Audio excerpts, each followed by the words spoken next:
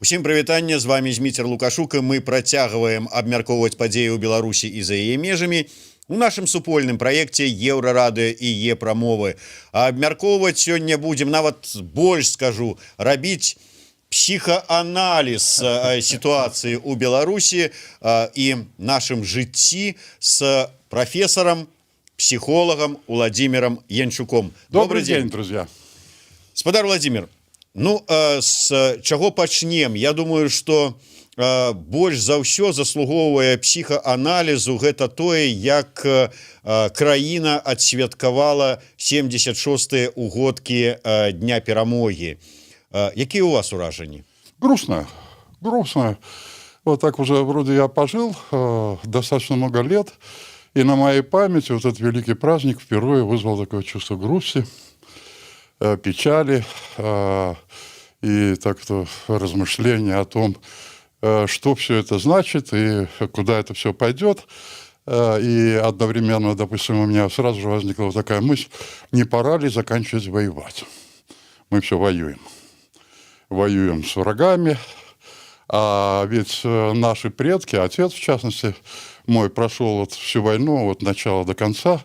Как раз он 18-летним молодым человеком встретил 22 июня.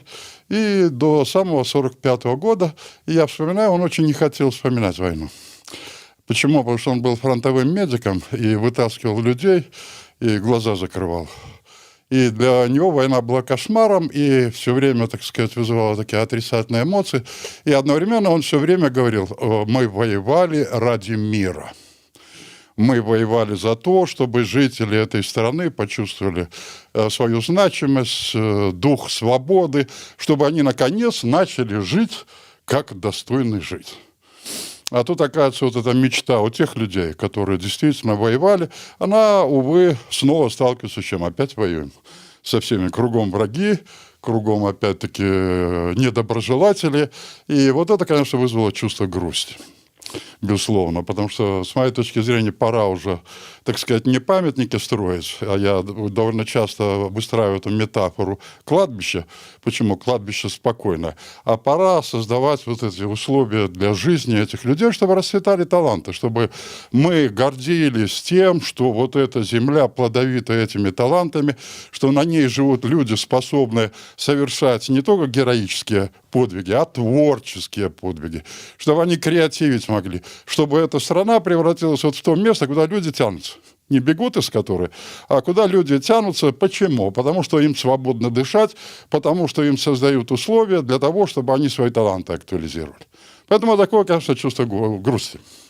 Глядзіце, калі прыгадаць 2020 год, то нягледзячы на коронавірус, нягледзячы на тое, што ўсё ўсім забароненае, ну, маецца на ўвазе там які-нибудь апозіцыянерам, то 9 числа, як звычайна, правялі ўсё, як это звычайна рабілася, ніякага коронавірусу не было, ад танкаў ён, відаць, уцякаў куды-небудзь там далёка.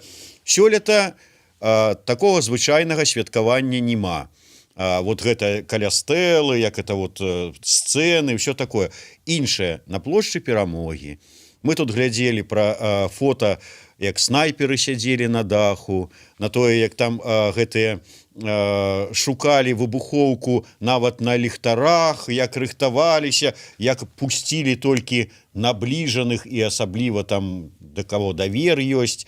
Гэта звычайныя меры, ну вот що ж такі там высокае кіраўніцтва сабралася, ці пра нешта іншае сведчыць? Ну, говорит это очевидно, что главному правителю страшно, что это, так сказать, вызывает состояние тревоги. И вот как раз у меня и вызвало вот это ощущение печали, все происходящее. Почему? Потому что, вы же помните, вот эти прошлые праздники, все люди шли. Опять-таки, действительно, вот с этими улыбками на лицах. опять-таки, торжествовали, кругом празднества были, опять-таки, огромное количество вот этих встреч, ну, что греха таить, и выпивок, и прочее, прочее, прочее. А тут вот такое состояние испуга, состояние подавленности, вот это состояние, опять-таки, смотрения, ну, это уже, конечно, пик. Вот я смотрел, наблюдал вот за вот эти альпинистские вылазки с миноискателем у Лампиона, ну, это вызывало у меня чувство грусти, так? Ну, и одновременно, допустим, это же День Победы, так, это праздник победителей, а победитель как-то шарахающий, смотрящий по сторонам и туда, и сюда, не вызывает чувство победителя. Так, а вызывает скорее чувство напуганного человека, боящегося все и вся. И это печально, да? С этим надо кончать. Либо успокоение, либо вот это, допустим, свобода, либо признание вот этого, что, допустим, все, что вокруг происходит, оно вызывает вот такое напряжение и тревогу. Ну и понятно, допустим, и подоплека понятна, очень простая, допустим, нащупана вот эта точка болезненная, вот так называемый вот этот триггер, который эти страхи еще больше увеличил, допустим. Ну и понятно, кем это инспирировано. Там свои, так сказать, выгоды, ну, в каком плане? Обезвредили, уничтожили и так далее, обеспечили безопасность. Ну, я думаю, вообще вот эти подконтрольные вещи, они вообще-то противоречат, ну, такому цивилизационному развитию. Почему? Потому что, в принципе, допустим, никакая система контроля никогда не является неуязвимой. Вот, допустим, даже берем мы вот эти информационные контроли, всегда находятся какие-то дырочки. Допустим, и часто, допустим, вот такая логика, ну и в том числе по отношению к вам, так заблокировать информационные каналы, зацензурировать, установить преграды. Я говорю, всегда дырочка найдется. Так, а самый главный цензор, и как это действует, так сказать, цивилизованное общество, вообще-то в голове. Когда у человека формируется вот это чувство правды или неправды, когда он полагается на себя, обладая вот теми самыми критериями оценки происходящего. И тогда не надо вот этих контролеров. Почему? Потому что контролеров становится все больше, больше, больше, больше, а толку от них. А когда есть доверие, когда есть вот эти критерии оценки отделения, допустим, шелухи от плевел, тогда человек становится свободным. И вообще-то людям доверять надо. Так они в состоянии отделить вот то, что является обоснованным, а что является необоснованным. И более того, людям доверять надо, они сами разберутся. Так? И они либо любят, либо не любят. Либо выражают от сердца свои эмоции, либо, опять-таки, ну, играют. А всегда вот эта показушная вещь, она очень далека от чего? От реального воплощения вот этого отношения к тому или иному человеку. Наш глядач Silent Play згодны з вами, піша, сапраўды было адчуванне не перамогі добра над злом, а акурат такі наадварот. І я тут вот перайду да іншага. 9 числа было абвешчана о падпісанні дэкрэта нумар 2. Дэкрэта об абароне суверэнітэту і канстытуцыйнага ладу краіны, які пэўныя аналітыкі і эксперты назвалі завяшчаннем Лукашэнкі. Гэта супадзенне, вот што гэта супадзенне дня перамогі і вот моя перамога, вот вам дэкрэт, ці сапраўды нешта такое вот з могілкамі звязанае? Ну, безусловно, это все-таки серьезная вещь. И я тут со Шрайбаном согласен, что, допустим, вот такие декреты, такие документы, они не являются такими импульсивными вещами. Это прежде всего, так сказать, наконец, осознание чего? Для меня очень важно осознание того, что век не вечен. И что конец всегда будет. А, допустим, как сказала моя бабуля, час не шкадуя никого. Совершенно справедливо. Сколько бы веревочки не биться, конец все равно будет. И в этом для меня отличается такая вот разумная политика от политики не очень разумной. И я часто использую вот эту метафору, допустим, после меня хоть трава не расти. Это вот как раз пример неразумной политики. И, конечно, можно вытворять все, что угодно, но будет завтра. И это завтра, оно створится и возвернет все, что содеяно сегодня. И вообще вот такие серьезные люди, ну и в том числе не очень серьезно, а находящиеся в приблизительно равностатусной позиции, начинают с течением времени думать о завтра. А что будет, если? И вот это вот такой достаточно важный экзистенциальный момент. И поэтому вот этот декрет, конечно, это событие такое, явление достаточно экзистенциальное при понимании того, что никаким декретом проблема ведь не решается. И примеров тому история поставляет огромное количество. А есть очень простое решение, вот такое цивилизационное решение. Опять-таки взять в обозначенное время и сказать: я выполнил свое дело, и спокойно уйти на покой.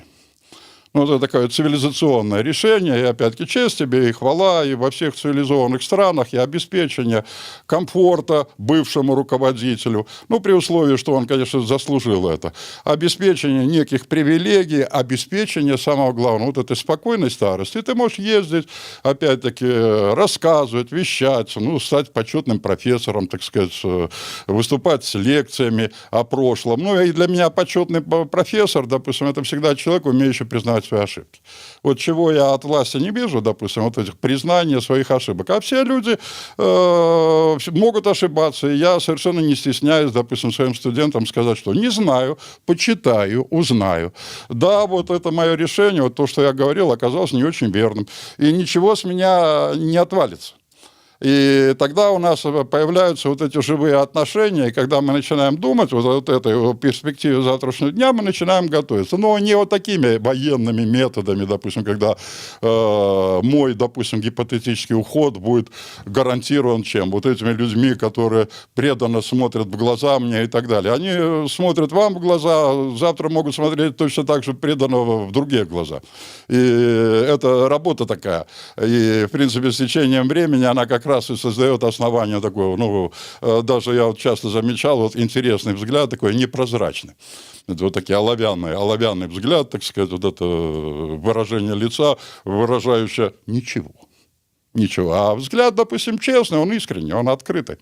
И в этих глазах видно отношение человека. И я всегда и в своих выступлениях, да и в своих лекциях, и в своем общении с коллегами говорю, что вообще нормальное общество для меня – это открытое общество, где люди не стесняются говорить о проблемах, где люди не стесняются говорить о своих неудачах, о своих недостатках, и где люди не стесняются побить себя в грудь, если есть какие-то заслуги. И есть основания для признания этих заслуг. Вот это открытое, для меня эталонное общество. И тогда люди расцветают, тогда люди, опять-таки, вступают вот в те человеческие отношения. А отношения испуга, отношения страха, они никогда не говорят о чем? О искренности. Они не говорят о том внутреннем состоянии, в котором находится этот человек. Ну и что греха таить? Мы тут и видим явную паранойю, ситуацию паранойи. И любой из нас может взглянуть в соответствующий справочник и посмотреть, что человек, находящийся в таком состоянии, он начинает бояться всего. И он начинает видеть врагов везде. Плохо это, нехорошо. Везде лучше видеть вот это оптимистичное вот те доверительные отношения, которые сформировались благодаря твоим усилиям. До речі, про параною. Цікава ваше меркаванне ўсё ж таки як псіхолага найперш. Вось гэтая сітуацыя змова юрыста і пушкініста, потым прарыў 150 джипаў праз літоўскую мяжу, прычым тых жа самых джипаў, якія за Кадафі ганяліся по пустыні. Гэта вот мы ведаем, што ў цябе вот такая сітуацыя, ты вот чакаеш гэтага, на табе вот это вот. Ці вот так, ну-ка мне тут картиночку зрабіце. Вот что это было? Ну, это вот как раз, допустим, попадание в точку. Вот когда человек тревожится, ну, будем так эту тревогу разогнать еще больше. Вот как раз я использовал слово «триггер». Так показать. Но это одновременно говорит о чем? О горизонтах показывающих. Ну, что такое 150 джипов для современной армии, вооруженной, допустим, ну, неплохо вооруженной. Так? Это джип, это хорошо в пустыне, это хорошо, допустим, с Каддафи. Но в условиях, допустим, современной войны, ну, это так, это сказка, это вот действительно вот такое кино, где так действительно, допустим, вот эти стоят крупнокалиберные пулеметы. Но это же нереальная вещь, это же, ну, будем так, вот такой своеобразный... Погодитеся, як прыгожа. И на першем джипе за кулеметом буйнокалиберным Сильвестр Сталлоне. Ну, видите, Федута никак на Сильвестра Сталлоне не тянет. Так, я думаю, что на джип ему залезть было бы весьма-весьма непросто. Так, ну и, по крайней мере, так сказать, вот эта массовка оказалась тоже не впечатляющей. Как же джип не впечатляющий. Так и, допустим, вот эти люди люди, стоящие во главе заговора, ну, будем говорить, тоже не создают ощущение вот этого Сталлоне. Так? Ну, явно не Сталлоне. Таким чынам атрымліваецца, што вот я ведаю, што вас турбуе, чаго вы так падсвядома чакаеце, якіх там закідаў супраць сябе, і я вам гэта падсоўваю. Ну, продаю то, что хотят купить. Так? Ну, и причем, допустим, есть тот элемент, знаете, вот такой этики. Этики, я понимаю, прагматика есть прагматика, я понимаю, что работа есть работа, но есть некие вещи связанные, ну, хотя, бог его знает, вот уже слово порядочность, оно как-то, так сказать, в определенных кругах стало, ну, таким немодным. А для меня, допустим, в отношениях с людьми, допустим, вот это слово «порядочность», оно является едва ли не центральным. Честный, порядочный человек – это вот тот эталон, допустим, взаимоотношений, коими я и руководствуюсь, в том числе в выборе, допустим, тех людей, с которыми я хочу строить отношения. А если хоть какой-то элемент непорядочности, ну, я иногда бываю вынужден строить, ну, чисто профессиональные отношения, но никогда вот таких глубинных человеческих отношений у меня просто не будет. И одновременно недолговидная политика даже людей, вот, ну, будем так, шебуршащих вот эти, ну, будем так, и вполне естественные страхи. Вы же под себя копаете, так? Вы же себе создаете проблемы, так? Ну, и одновременно вы же показываете уровень вашего профессионализма, так? И наблюдая за происходящим, и наблюдая, вот, допустим, вот те, в том числе инсценировки, я так сразу ловлю себя на мысли, что, ну, увы, квалификация не очень, так? И если вот этот зритель испытывает некие сомнения, то что уж говорить о профессиональных, допустим, оценках происходящего. Печально это. Ну да, дарэчы, Курэйчыку вельмі спадабалася вось гэта як сцэнар для баевіка такого экшена. Кажа, правда, вот этими 15 мільёнамі не абышлося б, для здымак фільма трэба было б значна больш, але б можна было б такі цікавы варыянт прадаць для Голливуда. Дарэчы, а вы паслухалі выступ 9 траўня галоўнага спикера? Ну, конечно, а как же? И что вы скажете? Вот я 2 разы послухал, и вот какое-то у меня вельми суперечливое уражение. Ну, я совершенно согласен с вами, у меня тоже такое двоичное. Нет, у меня, наверное, все-таки однозначное впечатление. Я понимаю, что, ну, во-первых, вхождение в роль, а дальше, как бы это храбро не звучало, это все равно косвенная демонстрация чего? Внутреннего напряжения. Так, вот тех страхов, о которых, увы, мы говорим все время. Так, ну и при понимании того, что вот те угрозы, которые адресованы вот этим мифическим кому-то, что кто-то и так далее, они мифические, они мне напоминают вот ту самую мантру. Ну и в своем посте я как раз и писал: мантрами страхи не лечатся. И вы можете говорить хоть 100 раз, что какие мы сильные, какие мы еще какие-то, но каждая ваша вербализация, вот это утверждение, оно приводит к обратному результату. Чем больше ты говоришь, тем больше ты сомневаешься в происходящем, и тем больше ты раскочегариваешь себя, и тем больше ты начинаешь верить, что да, вот эти угрозы и так далее, и так далее. Но поверьте мне, допустим, вот все-таки я и к власти адресую, давайте все-таки не декларировать, а давайте все-таки начинать вот этот диалог. Диалог с людьми, вообще-то вот эти люди, которые выражают некие, в том числе, вещи, связанные с несогласием с происходящим, вообще-то они готовы к диалогу, они готовы разговаривать, но с ними надо разговаривать. И я всегда против вот такого, допустим, одностороннего диалога: делай, как мы хотим, вот тогда это диалог. Диалог начинается с чего? С признания другойности. А признание другойности начинается с признания проблем. Не вот так, какие мы сильные, какие мы всемогущие, чихать мы хотели на всех остальных, а с признания очень простых вещей. Да, есть проблемы, есть ошибки. Да, мы, наконец, с течением времени разобрались в этих ошибках. Но давайте решать эти, исправлять эти ошибки вместе. И смею вас заверить, вот когда мы действительно начнем вот этот разговор друг с другом, который обязательно должен начаться с признания ошибок, Нет вот таких, допустим, вот, однолинейных путей. И когда мы начнем пытаться совместно решать вот эти ошибки, исправлять эти ошибки, тогда и может сформироваться некая постепенная предпосылка для чего? Для нормализации вот того отношения, которое сегодня сложилось в обществе. Потому что я, конечно, был шокирован еще чем? Присутствием автозаков на местах погребения. Ну, это что? Это, так сказать, мертвых боимся. Не, ведаеце, я вот таксама спачатку вельмі ўразіўся, але потым прыгадаў, што калі не памыляюся, што і ў мінулыя гады, асабліва калі вельмі шмат людзей вот в адзін дзень там на радуніцу, там не ці яна яшчэ на дзяды прыходзілі на могілкі, то аўтазакі там дзежурылі, там і міліцыя, нібыта там на ўсялякі выпадак для бяспекі людзей. Але сёлета гэта, па-першае, успрымаецца інакш. Совершенно. А па-другое, нават калі людзі некаторыя пісалі пра тое, што яны прыйшлі ўшанаваць памяць, а побач круцяцца ціхары, вот, кстати, вот своими там шапочками, там этими камерами и все такое. Это все ж таки вот про что свидетельствует? Нет, да, это говорит о состоянии общества, когда даже вот вроде бы, так сказать, ранее воспринимавшиеся нейтрально вещи начинают восприниматься совершенно по-другому. Когда они будут вот это состояние напряжения и тревоги и выступают вот этими своеобразными триггерами чего? Недоверия, взрыва. Вот опять эти. Это приблизительно как в 90-е годы, если помните. Вот стоят вот эти в пыжиковых шапках.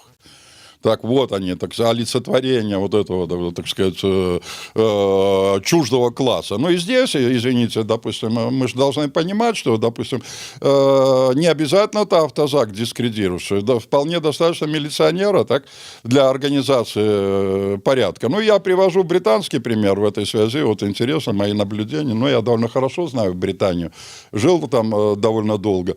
Не видно. Полиции не видно. А вот как только что-то происходит, она появляется, как из-под земли.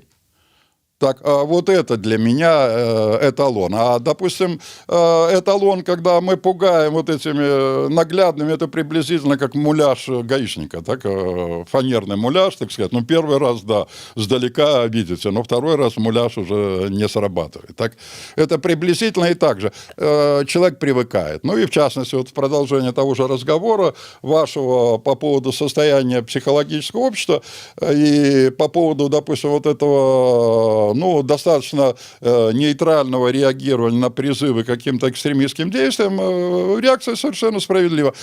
Человек привыкает. Человек привыкает к определенному состоянию, психологически он не готов повторять все вот это на эмоциональном взводе до бесконечности. Он адаптируется к этой ситуации. Так и он ищет вот ту механику защиты. Либо не видеть, либо не смотреть, либо не реагировать. И я сегодняшнюю ситуацию вот как раз я оцениваю как жизнь в параллельных мирах. Вот этот мир боится всего, а этот мир начал жить по-своему.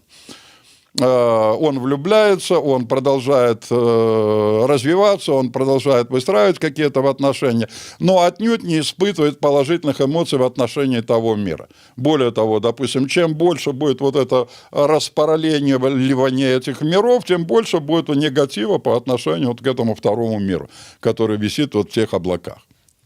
Я прочитал днями такой допис вельмі цікавы Ганны Севярынец, думаю, ведаеце яе гісторыю, нібыта яе знаёмай жанчыны, нібыта вот яна піша наша, таксама падзяляе ўсе каштоўнасці, таксама вот так, але яна разам з камісіяй прыходзіць да бацькоў, якіх вот сопы гэтыя вот вызначаюць, і кажа, прыходзіць туды да тых людзей, вот такія там по 23-34 былі асуджаныя, зараз жа ўсе ходзяць с этими сопамі, там ціснуць такім чынам. І яна кажа, што вот нягледзячы, што наша пачынае разам з усёй гэтай кампаніяй гнабіць і рабіць тое, што робяць вот гэтыя камісіі у дачыненні да гэтых людзей. І вот такое здзіўленне, калі прыгадаць вот это такое яднанне грамадства восенню мінулага года, калі вот все былі гатовыя неяк так да праўды, да пазіцыі выказвання свайго, да такое адрынуць вот гэты страх з душы. Зараз это вяртаецца? гэты страх это ізноўку ў душу? Ну, то, конечно, страх, более того, он усиливается. И я все время говорю, допустим, это же не до бесконечности. Так? Система, она адаптивная, да, она закрывается, да, она включает психологическую защиту, но вот эта же отрицательная энергия не уходит никуда. Она накапливается. И она может приобретать такие формы неожиданные, и все равно она выплеснется. Рано или поздно. Другое дело, что, допустим, вот триггеры для этого выплескивания могут быть другие. Вот такая, ну, я не знаю, кто там консультирует, я, ну, во-первых, так сказать, высказываю так профессионально очень такие сложные отношения к квалификации вот этих консультантов, о том, что можно загнать, можно, опять-таки, очистить пространство и так далее, и так далее. Все очистить, и голову не очистить. А в этой голове напряжение все будет возрастать, возрастать, возрастать, и рано или поздно все равно в этой голове взрыв будет. И не в одной голове, а вот в этом большом количестве голов, которые не хотят жить в условиях страха. И, по-моему, даже люди, сидящие наверху, прекрасно понимают, что на страхе далеко не уедешь. Уедешь далеко на вот этом свободоизъявлении, на вот этом открытом воплощении собственных талантов, вот на той ситуации консолидированности общества, озадаченной чем? Строительством того самого дома, в котором хорошо всем, а не избранным. Это я понимаю, допустим, одна из проблем вот таких не очень совершенных обществ – это создать некий, так сказать, вот оазис для избранных, а остальные выкарабкивайтесь как можете. А вот идеал общества – это как раз для меня всегда эталон, где каждому можно добиться многого, и где, опять-таки, вот эти вознаграждения по талантам, а не по приближению к лицу принимающими решения. Это ведь индикатор чего? Порочности общества. Если, допустим, лифт социальный вверх – это только благодаря тому, кто нажимает кнопку. Но уже лифты другие, так? В лифтах современных даже кнопку нажимать не надо, а можно сказать вверх. Можно просто сказать «хочу на этот этаж», и все, и кнопочек нет, и лифтера нет. А когда есть лифтер, тогда и возникает вот та ситуация, как попасть на глаза вот этому лифтеру. И лифтер захочет, опустит на этот этаж, захочет на другой этаж. Но так общество не развивается. Это вот та картинка, которая уже изжила себя. И изжила себя уже давно. Это прошлое тысячелетие. Тым не менш, вся гэтая сітуацыя, якую мы зараз назіраем пасля пэўнай эйфарыі, там, скажем, жніўня, верасня, кастрычніка, яна прыводзіць людзей да такого вельмі прыгнечанага маральнага стану. Шмат хто скардзіцца, што ў мяне вельмі зараз такі настрой дрэнны, што я пачуваю сябе дрэнна, веры няма, нічога няма, думаю пра тое, каб з'ехаць, і гэтак далей, гэтак далей. Як з гэтым спраўляцца? Вот вы можете параіць? Гляжу на вас і думаю, вот чалавек жа знаходзіць у сабе силы, хотя так само, я памятаю, была пэўная эйфория у вас. Знаете, допустим, а я по природе своей человек позитивный, так и оптимистичный. И, безусловно, допустим, при понимании того, что жизнь, она разная, и что вот таких простых и прямо восходящих путей нет. И, безусловно, хочется верить, ну, будем так, в то, что, ну, будем так, все то, что накоплено цивилизационно, оно доступно и людям, принимающим решения. И хочется верить, что, допустим, вот эти люди все-таки, они образованы, грамотны, и они знают, как обеспечить вот это комфортное житие общества, которое доверило им принятие каких-то решений. Так, вот это как раз основание для оптимизма. Ну, собственно говоря, и в этом и моя профессия. Рассказывать людям, как строить вот те отношения с учетом чего? В том числе тех заблуждений, которые были в прошлом. Тех ошибок, которые были в прошлом. Вот для чего, собственно говоря, и образование. Научиться на ошибках других и строить с учетом этих ошибок при понимании чего? Что все равно ошибки будут. Вот нет вот такой дорожной карты, которая прямо ведет в рай. В Библии есть, а вот в социальных отношениях такой дорожной карты нет. И на моем опыте, а опыт достаточно большой и многогранный, я прекрасно понимаю, что вот тех результатов, высших результатов достигает общество консолидированное, уважающее вот этого конкретного человека и лепту, вносимую этим человеком в развитие вот этого общества. Ну и возвращаясь вот к той ситуации неверия и вот той, ну, постэйфорийной ситуации. Для меня она очень важна. Почему? Потому что в ситуации эйфории очень часто ошибки допускаются. Почему? Потому что, ну, во-первых, в ситуации той многие начинают верить, и многие начинают испытывать чувство нереалистического оптимизма по отношению к своим возможностям. И начинают, опять-таки, проповедовать некие вещи. А другая ситуация, время и вот эти, допустим, экстремальные пост-эйфорийные обстоятельства, они приводят, во-первых, к узнаванию who is who. Кто есть кто. И мы уже знаем, кто есть кто. Кто способен делать, а кто нет. А кто, опять-таки, примазавшийся. Дальше появляется вот этот серьезный опыт. Так, опыт проживания через тернии к звездам. Так не бывает вот такого пути. Взял и пошел вверх. Ну, к сожалению. Я-то все время, вот, допустим, и причина моей этой эйфории все время, что я думаю, что люди, так сказать, все-таки научены, и что люди-то могут все-таки учитывать вот этот опыт, и люди стали грамотнее, чем были. Но, оказывается, не совсем так. Ну и рецепт какой? А рецепт: учитесь быть уважающими самих себя. И вот я думаю, что в будущем мы должны поговорить обязательно на эту тему. Человек, уважающий себя, он должен на своем месте показывать, что он уважает себя. Учитесь отстаивать свои права, учитесь задавать вопросы, учитесь, опять-таки, демонстрировать то, что вы не боитесь. Учитесь очень простому: быть гражданином этой страны. А гражданин этой страны – это человек, уважающий себя и делающий то, чтобы в этой стране было лучше. А не ждущий. Это вот удел, так сказать, вот этих колеблющихся, вот этих печалющихся. Это что? Это опять-таки надежда на что? На чудо. Ну, как-то не печально в нашей культуре вот эта надежда на чудо, она все еще растет. Начните с очень маленького. Возразите, не согласитесь, выразите свою позицию. Покажите, что вы человек со своей позицией. На своем маленьком месте. Не надо в отношении глобальных вопросов. Скажите, я хочу или не буду. Я вспоминаю вот те ситуации 90-х, ну, у тех же выборов, ведь при тех же назначениях в избирательные комиссии, ну, нельзя говорить, что это многочисленная аудитория, а была аудитория, которая говорила очень просто: не хочу быть членом комиссии. И точно так же, как и здесь, в этой ситуации, не хочу делать то, что противоречит моей совести.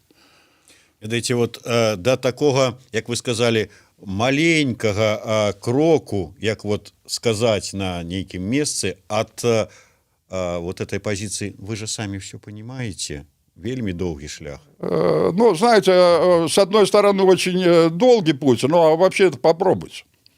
Попробуйте возразить, и это уже пожелание, адресованное, допустим, тем руководителям, которые находятся вот в той позиции, о которой говорите вы. Вот, допустим, увольняют из-за кого-то роскошного специалиста. Коллеги, вообще сообщите наверх, что специалистов высокой квалификации в этой стране единицы. И во многих областях. И когда вы молчаливо, опять-таки, по указке сверху увольняете квалифицированного специалиста, вы должны понимать, что на его место просто некому прийти. А не будет этого специалиста, вообще-то не будет чего? Развития. Ну и пусть, допустим, в образовании часто результаты вот этого развития, ну, они опосредованы, так они не приходят здесь и сейчас. Не будет специалиста, не будет технического прогресса. Не будет специалиста, не будет продуманных решений. Не будет специалиста, не будет качественного, допустим, продукта. И придется за неизвестно какие деньги покупать этих специалистов там. Но тот специалист, он вырос в том обществе. Это будет гораздо дороже, и тот специалист, вообще-то, уважающий себя. И он посмотрит, и он скажет, вот эти права мои не защищены, вот это мне не обеспечено, вот это мне, опять-таки, не сделано. Более того, он потребует этого всего в контракте. И у него будет рядом юрист, который любой пункт невыполнения этого контракта вообще-то компенсирует еще большими материальными издержками. Поэтому вот те проблемы, связанные в том числе вот с теми непродуманными решениями, с теми же тусовками, с теми же массовками и так далее, это следствие того, что в системе подготовки вот этих специалистов произошло деформирование и потеря вот тех квалифицированных кадров высшей квалификации, без которых прогресс страны невозможен. И вот эта вакцина невозможна, и биотехнологии невозможны. Почему? Они не создаются покупкой оборудования. Они создаются вот теми людьми, которые уважают себя, которые ценят себя и которые свободны в чем? В своем профессиональном самовыражении. Им все равно, допустим, любя Родину, он, тем не менее, свободен в каком плане? Если ему создаются здесь вот эти негативные условия, он может свободно переместиться в другое пространство и получить награду не за преданность, а получить вот эту награду за свою квалификацию. И если общество не ценит вот этих эксклюзивных людей, то, с моей точки зрения, это общество не смотрит вот в то самое завтра, с которого мы и начинали. Якое завтра? Які прагрэс? Адзіная ж тактыка і как бы стаўленне на мой век хопіць. Так Мне добра, і зараз таму вот пишуць, не ведаю, не бачыў на свае вочы, но пишуць, што прыходзяць у паліклінікі, у бальніцы такія вот чорныя спісы дактароў, якія былі заўважаныя на нейкіх акцыях, якія былі асуджаныя на суткі, і маўляў, давайте век всіх. І сядзіць галоўврач, а што мне? На мой век хопіць, а то, што там не хапае нечага, ну, прагрэс. Нет, так это вот как раз и адресация вот тем людям, которые говорят, что моя хата с краю и ничего не знаю. И продолжение вот этого моего тезиса самоуважения и вообще-то выдвижение претензий. Нет квалифицированного врача, нет квалифицированного диагноза. И не хватит на ваш век. Почему? Потому что был бы квалифицированный врач, вам бы поставили точный диагноз и, допустим, вас бы предупредили и предотвратили ваш уход в тот самый свет. Свет ваш будет короче, не длительнее, как в Японии, допустим, где продолжительность жизни 85 с лишним лет, так? А будет вот такой, короткий. Устраивает? Ну что ж, продолжайте. Ну што ж, вось у такой псіхалагічнай сітуацыі жывем, але, як раіць прафесар, не трэба расчароўвацца і, як это казалі, заварачвайся ў прастыню і паўзі на могілкі, да? Такога яшчэ рабіць не варта. Трэба ўсё ж такі спрабаваць неяк знаходзіць у сабе сілы жыць і змагацца далей. І проявлять самопавагу до себя. Вне всякого сомнения. Уважайте себя, творите. Так? Творите, и, смею вас заверить, больше всегда выиграет уменьш. Дякую вялікі. На такой пазітыўнай ноце профессор, психолог Владимир Янчук, Дмитрий Лукашук для вас у сумесным проекте Еврорадио и Е-промовы. Всего доброго.